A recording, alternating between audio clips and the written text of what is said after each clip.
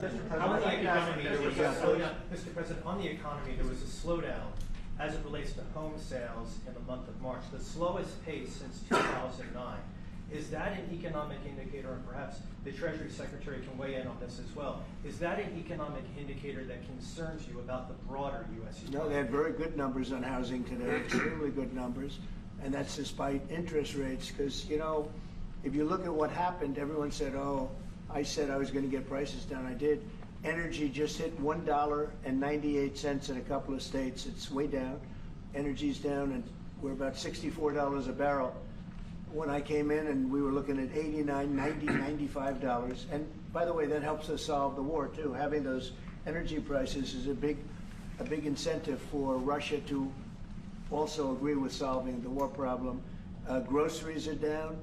When I was with you 2 months ago, you were complaining about eggs. I said, I just got here. I was here for about a week when the press started saying about eggs have gone through the roof. I said, I just got here. Tell me about eggs.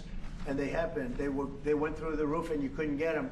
So we just had a big Easter egg hunt at the White House. Thousands and thousands of eggs. And the price was down 87%. So we did a great job. Housing is doing very well. We should lower interest rates. That's the Fed. I hope they lower interest rates. That's a smart thing to do. Be ahead a little bit, although already it's a little bit late. But in the end, we just have a great country. We have a very strong country, and we have every other country. I can't think of one country that doesn't want to negotiate a deal. And they either negotiate a deal or we set a deal that we think is fair. Because we don't have to go through all of these. It would be physically impossible. You know, you have so many people that really understand it, which is a very small group of people here. And we are going to, at some point, just set prices for deals. Some will be tariffed.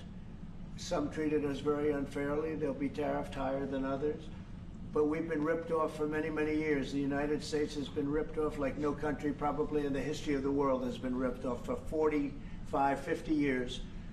And countries have gone rich by doing that with the United States. We've taken care of their militaries, and military is another subject we talk about. We're not going to make that subject to any of the deals, but you know the same countries that I do where we virtually take care of their military and then don't get treated fairly on trade. So the people, and I don't blame those countries, I blame the people that sat at that beautiful desk right behind you, because those people didn't do the job for this country, and they let us lose $4 billion a day on trade. We were losing $4 or $5 billion a day on trade when I got here, and now we're going to be much better than breaking even, and we're going to be making $4 or $5 billion a day on trade. So, but I don't blame any country, not the worst of them. And we were abused by countries. I blame the President of the United States that happened to be sitting when these deals were made. Disgraceful. When I was here, we had a great 4 years. We had the most successful economy in the history of our country, my first term. And we were very tough on trade. And with China, as you know, they paid hundreds of billions of dollars in tariffs.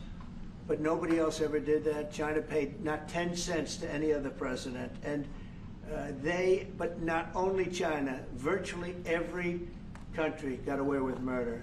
And we just can't let that happen. Thank you very much, everybody. Thank you very much. Appreciate it.